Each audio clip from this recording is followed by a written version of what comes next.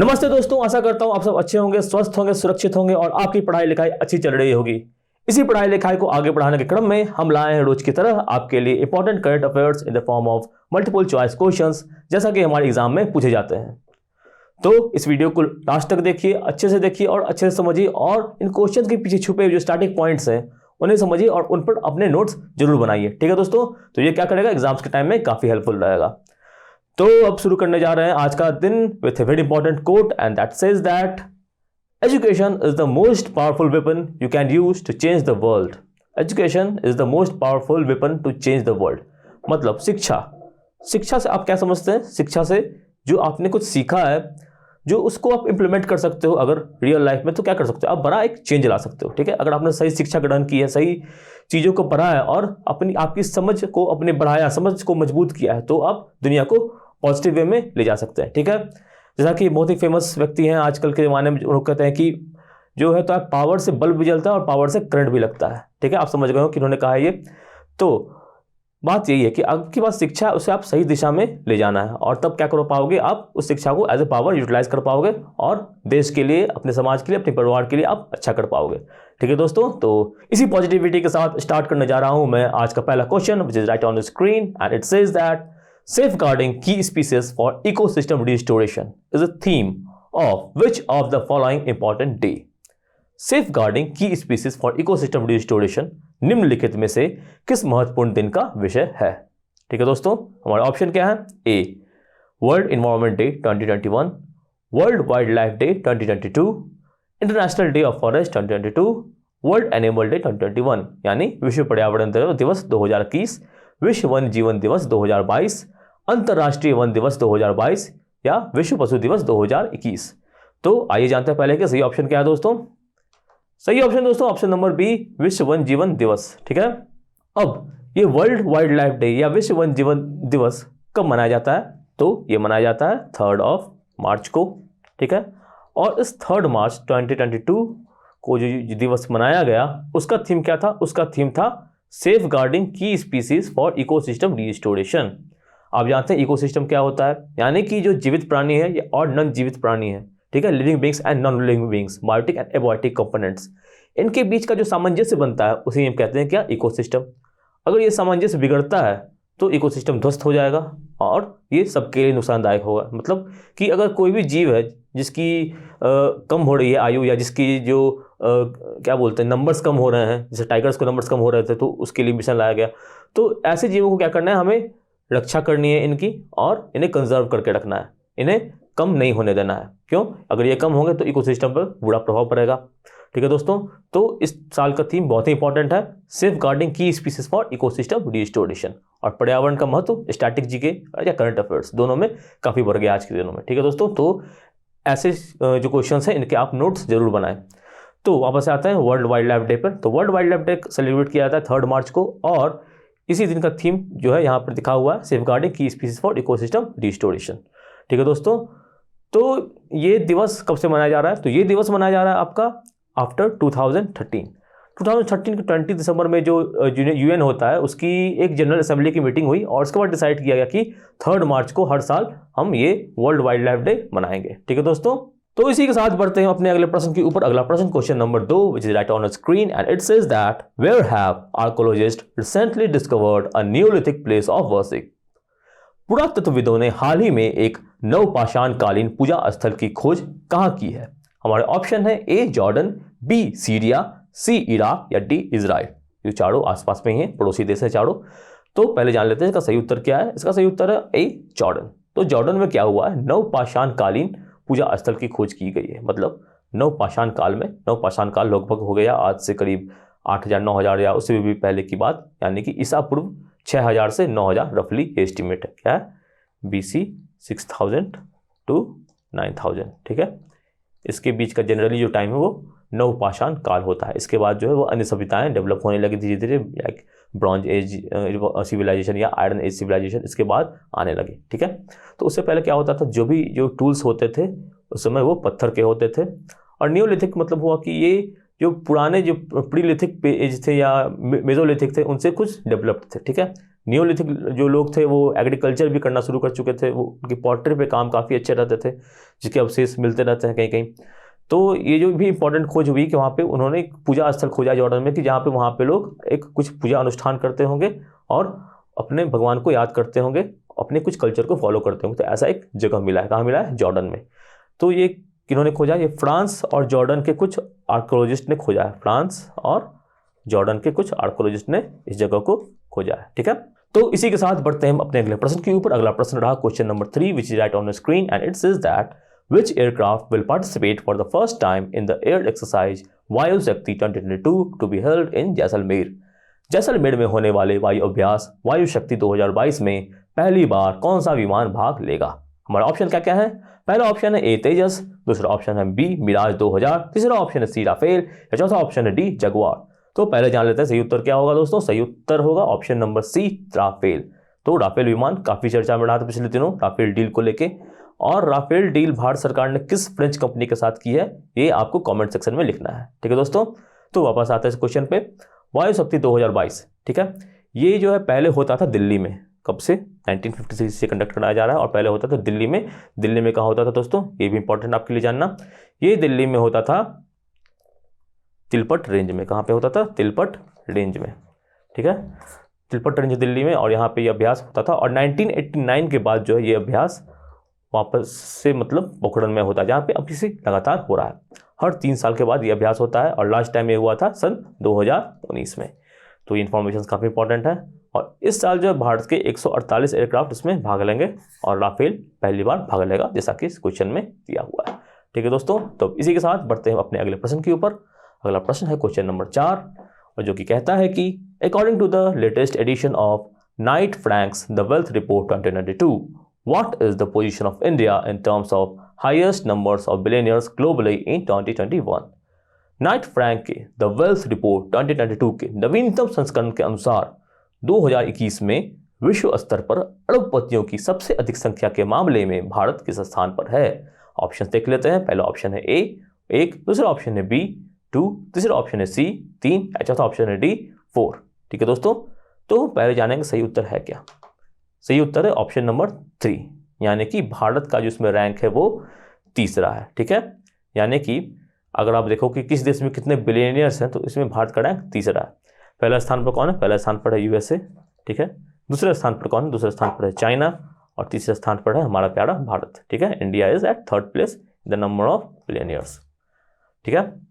तो ये जो रिपोर्ट जारी की है किसने की है? नाइट फ्रैंक्स ने की है। नाम इंपॉर्टेंट है। नाइट फ्रैंक क्या है? ये एक प्रॉपर्टी कंसल्टेंट कंपनी है। कहाँ की? लंदन की, ठीक है। लंदन की कंपनी है और बहुत ही फेमस कंपनी है, इसका नाम याद रखना जरूरी है। तो इसने ये रिपोर्ट जारी की है, द वेल्थ रिपोर्ट जिसे कहते हैं 2022, और इसके तहत जो है वो भारत का स्थान तीसरा, यानी भारत में लगभग अभी इसके रिपोर्ट के अनुसार 145 जो है वो मिलियनियर्स हैं, ठीक है दोस्तों। तो ये इन्फॉर्मेशन इंपॉर्टेंट है, इसे जरूर याद रखिए। साथ ही साथ ये जो नाइट फ्रैंक है इन्होंने एक सिटीज़ की भी कंडक्ट करवाते हैं कि कौन से सिटी में कितने अरबपति हो गए हैं। तो इस मामले में सबसे ऊपर कौन सा है? इस मामले में भारत में सबसे ऊपर है मुंबई। तो ये नाम भी आपको जरूर याद रखना है। मुंबई में सबसे अधिक अरबपति बिलियनियर्स या धन कुबेर जिसे हम कहते हैं वो रहते हैं, ठीक है दोस्तों। तो इसी के साथ हम बढ़ेंगे अपने अगले प्रश्न के ऊपर, क्वेश्चन नंबर 5 जो कि है आपकी स्क्रीन के ऊपर। ये who has been appointed as chief executive officer CEO of India's biggest film production house Yash Raj Films. भारत के सबसे बड़े film production house Yash Raj Films के मुख्य कार्यकारी अधिकारी CEO के रूप में किसे नियुक्त किया गया है? ऑप्शन देखते हैं। पहला ऑप्शन है ए अक्षय विधानी, दूसरा ऑप्शन है बी आदित्य चोपड़ा, तीसरा ऑप्शन है सी उदय चोपड़ा, चौथा ऑप्शन है डी संजय कोहली। तो आइए जानते हैं कि सही उत्तर क्या है दोस्तों। सही उत्तर है option number A Akshay Vidhani. जी हाँ, अक्षय विधानी को CEO बनाया गया है यशराज फिल्म्स का। फिल्म प्रोडक्शन में बहुत बड़ा नाम यशराज फिल्म्स, जिसकी शुरुआत हुई थी 1970 में। किसके द्वारा? यश चोपड़ा जी के द्वारा। और इनके पुत्र हैं आदित्य चोपड़ा जो कि अब फिल्म डायरेक्ट करते हैं और बेसिकली इसको जो है यशराज फिल्म्स इसकी जो है वो मालिक हैं, ठीक है। तो इसी के साथ बढ़ते हैं अपने अगले प्रश्न के ऊपर। अगला प्रश्न है question number 6 which is on your screen. It says that who has won the gold medal in men's 10-meter air pistol event in ISSF world cup 2022। ISSF विश्व कप 2022 में पुरुषों की 10 मीटर एयर पिस्टल स्पर्धा में स्वर्ण पदक किसने जीता है? हमारा ऑप्शन है ए माइकल स्वॉर्ड, बी आर्टेम चरणोव, सी सौरभ चौधरी या डी जयदीप कर्माकर। तो आइए जान लेते हैं पहले सही उत्तर क्या है दोस्तों। सही उत्तर है option number C Saurabh Chaudhary. जी हाँ, सौरभ चौधरी ने गोल्ड मेडल जीता है किसमें, men's 10 metre air pistol event में, ठीक है। और ये ISF वर्ल्ड कप कहाँ हो रहा है, ये हो रहा है आपका इजिप्ट में, ठीक है।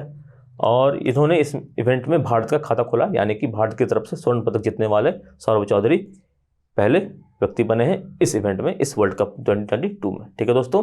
तो इन्होंने किसे हराया है, इन्होंने हराया है माइकल स्वाट को, ठीक है। 10 मीटर एयर पिस्टल इवेंट में सौरभ चौधरी ने हराया है माइकल स्वाट को। और तीसरे स्थान पर आया कौन, आर्टेम चेरनोव, ठीक है दोस्तों। तो ये भी इंपॉर्टेंट इन्फॉर्मेशन है। साथ ही साथ एक और इन्फॉर्मेशन है कि ईशा सिंह, भारत की ईशा सिंह ने इसमें रजत जीता है सेम इवेंट वुमेन्स वाले में, ठीक है। तो ये सारी इन्फॉर्मेशन इंपॉर्टेंट है, आप इसे जरूर याद रखिए, ये स्पोर्ट्स से रिलेटेड है और पहला वर्ल्ड कप था ये इस साल का, तो इस वजह से ये और भी इंपॉर्टेंट है। तो इसी के साथ अब हम पढ़ेंगे अगले प्रश्न की ओर। अगला प्रश्न है क्वेश्चन नंबर 7, जो कि रहा आपके स्क्रीन के ऊपर ये। विच union minister had recently launched स्त्री मनोरक्षा प्रोजेक्ट। किस केंद्रीय मंत्री द्वारा हाल ही में स्त्री मनोरक्षा परियोजना की शुरुआत की गई है। हमारा ऑप्शन है ए अमित शाह, बी निर्मला सीतारमन, सी नितिन गडकरी या डी स्मृति ईरानी। तो पहले जान लेते हैं सही ऑप्शन क्या है। सही ऑप्शन है option number D Smriti Irani. Smriti Irani कौन है, children and women development minister है, ठीक है। बाल एवं महिला कल्याण मंत्रालय इनके अंतर्गत आता है। और आज़ादी का अमृत महोत्सव आप सब जानते हैं चल रहा है, आज़ादी का अमृत महोत्सव, यानी कि हम सेलिब्रेट कर रहे हैं 75 years of independence this year, ठीक है। तो इसके तहत जो भी होता है कि जो भी महिलाएं हैं उनके सम्मान के लिए और उनका जो कंट्रीब्यूशन रहा है भारत के समाज को बढ़ाने के लिए, उसको हम सेलिब्रेट कर रहे हैं इस वीक में। क्यों, क्योंकि ये वीक है डेडिकेटेड टू वुमेन्स और 8 मार्च को है क्या, इंटरनेशनल वुमेन्स डे। इस अवसर पर सरकारी परीक्षा लाया है आपके लिए वुमेन्स के लिए एक क्विज, और जिस पे आप जीत सकते हैं इनाम। क्विज चलेगा 5 से 7 मार्च तक डेली, और इसके रिजल्ट डिक्लेयर होंगे 8 मार्च को, यानी कि वुमेन्स डे को। तो आप इसमें जरूर पार्टिसिपेट करें। तो वापस से आते हैं इस प्रश्न के ऊपर। तो इस प्रश्न में क्या कर रहा है कि स्त्री मनोरक्षा प्रोजेक्ट, ये क्या है, ये बेसिकली वन स्टॉप सॉल्यूशन है, ठीक है, फॉर वुमेन्स। कि उन्हें किसी तरह की समस्या आ रही है तो वो इस सॉल्यूशन, इस जो प्रोजेक्ट है इसका यूज़ कर सकती हैं, ठीक है, for their mental health, for any kind of harassment they are facing. तो वो इस चीज़ को यूज़ कर सकती हैं और अपने आप को बचा सकती है, अपने आप को सुरक्षित रह सकती हैं, ठीक है दोस्तों।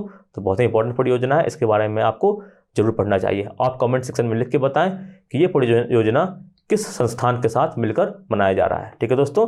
तो ये बेंगलोर के एक संस्थान है, इसका नाम आप कमेंट सेक्शन में जरूर लिखें।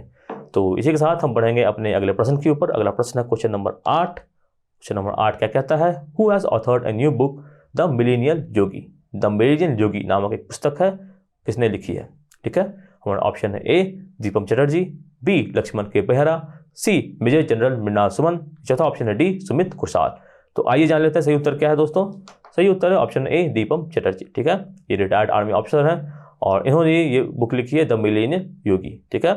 क्योंकि ये रिटायर्ड आर्मी से हैं और ये बुक है काफ़ी चर्चा में, द मिलेनियल योगी। तो इसके ऑथर का नाम याद रखना जरूरी है, एग्जाम में पूछे जाने के काफ़ी चांसेस हैं, ठीक है। तो इसी के साथ हम बढ़ेंगे क्वेश्चन नंबर 9 की ओर, जो कि कहता है कि what is the rank of India in 17 sustainable development goal SDG report.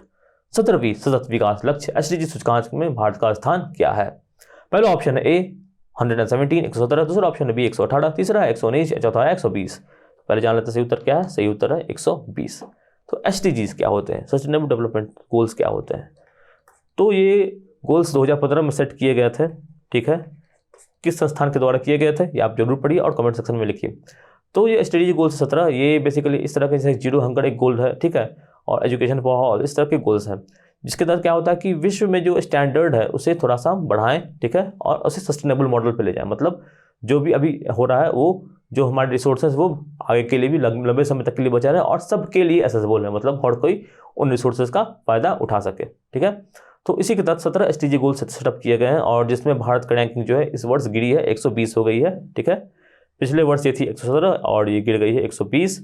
तो this downfall is not good for us. और इसमें एक और इम्पॉर्टेंट बात है कि पड़ोसी देशों में हम सिर्फ पाकिस्तान से आ गए हैं, ठीक है।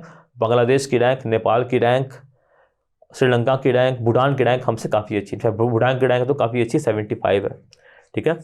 तो हमें क्या करना है, इसमें डेवलपमेंट चाहिए, हमें इसको इम्प्रूव करना है, इसकी ओर हमें ध्यान देना है, ठीक है दोस्तों। तो इस जो सस्टेनेबल डेवलपमेंट गोल्स हैं 17, ये कौन कौन से हैं ये आप जरूर पढ़िएगा, ठीक है। काफ़ी इंपॉर्टेंट है फॉर एग्जाम पर्सपेक्टिव्स, ठीक है। अक्सर एग्जाम में पूछ जाता है स्ट्रेटेजी गोल्स क्या क्या हैं, और उससे रिलेटेड कुछ भी एमसीक्यूज या स्टेटमेंट्स के फॉर्म में भी बन सकते हैं, ठीक है दोस्तों। तो स्ट्रेटेजी को आप जरूर नोट डाउन करें, जहाँ पे आप नोट्स बना रहे होंगे इस वीडियो की, वहीं पे आप 3 जो स्टडीज हैं उनको भी आप जरूर लिख लें, ठीक है दोस्तों। तो इसी के साथ हम बढ़ेंगे अपने अगले प्रश्न की ओर, क्वेश्चन नंबर 10, और आखिरी प्रश्न क्वेश्चन नंबर 10 क्या कहता है, which has become the first airline to use solar fuel. सौर ईंधन का उपयोग करने वाला पहला एयरलाइन कौन बन गया है। हमारा ऑप्शन है A Emirates airlines, B Saudi Arabian airlines, C Garuda airlines, या डी स्विस इंटरनेशनल एयरलाइंस। सही ऑप्शन जान लेते हैं, डी स्विस इंटरनेशनल एयरलाइंस। जी हाँ दोस्तों, तो स्विट्जरलैंड की एक कंपनी है जिसका नाम है सहेलियन, ठीक है, सहेलियन। इन्होंने क्या किया है, ये ऐसे टेक्नोलॉजी बना रहे हैं कि सोलर बेस्ड कुछ जो हो जाए वो एयर फ्यूल्स बन जाए, ठीक है। इससे क्या होगा, इससे काफ़ी फायदा होगा कि जो एयरलाइंस की जो फ्यूल्स है वो सूर्य ऊर्जा से चलेगी, और जो होगा इससे क्या होगा कि कार्बन इमिशंस कम हो जाएगा, ठीक है। हमारी जो डिपेंडेबिलिटी है नॉन रिन्यूएबल सोर्सेज पर वो कम हो जाएगी, और ये पर्यावरण के लिए भी अच्छा रहेगा, और एनर्जी की सस्टेबिलिटी की जो हम बात करते हैं वो भी मेंटेन रहेगी, क्योंकि एनर्जी को हम ज़्यादा टाइम तक यूज कर पाएंगे, ठीक है दोस्तों। तो ये सब इंपॉर्टेंट इन्फॉर्मेशन है, इसे जरूर याद रखिए। और जो भी कुछ इंपॉर्टेंट होता है पर्यावरण के संबंध में या एनर्जी के संबंध में, वो इंपॉर्टेंट बन जाता है, क्योंकि इसकी ज़रूरत है हमें, ठीक है। हमें अच्छे पर्यावरण की ज़रूरत है, हमें अच्छे एनर्जी रिसोर्सेज की ज़रूरत है, जिससे हम क्या कर पाएँ, सस्टेनेबल गोल्स को अपने फुलफिल कर पाएँ, ठीक है दोस्तों। तो ये चीज़ों जैसा कि मैंने कहा था कि एजुकेशन का यूज़ करके हम जो है दुनिया में क्या क्या बदलाव ला सकते हैं, तो ऐसे अच्छे अच्छे बदलाव लाए गए हैं एजुकेशन का यूज़ करके। तो इसी के साथ समाप्त करते हैं आज का सेशन। अगर आपको सेशन अच्छा लगा तो इसे लाइक कीजिए, अपने दोस्तों के साथ शेयर कीजिए, कमेंट करिए कि आप क्या चाहते हैं, किस तरह की वीडियो चाहते हैं। सरकारी परीक्षा को सब्सक्राइब कीजिए और बेल आइकन को जरूर दबाइए, तो कोई भी लेटेस्ट अपडेट आएगा या कोई भी नए एग्जाम नोटिफिकेशन आएगी तो वहाँ पे आपको ये दिख जाएगा। साथ ही साथ आप हमें फॉलो करें इंस्टाग्राम पे, टेलीग्राम पे, फेसबुक पे, जहाँ के जिन सब के लिंक्स आपको मिले हैं डिस्क्रिप्शन में। और जो वुमेन्स डे क्विज आने वाला है उसमें आप जरूर पार्टिसिपेट करें, जिसकी लिंक भी डिस्क्रिप्शन में दी हुई है, ठीक है दोस्तों। तो फिर चलते हैं, स्वस्थ रहिए, सुरक्षित रहिए, और अपनों का ख्याल रखिए। धन्यवाद, जय हिंद।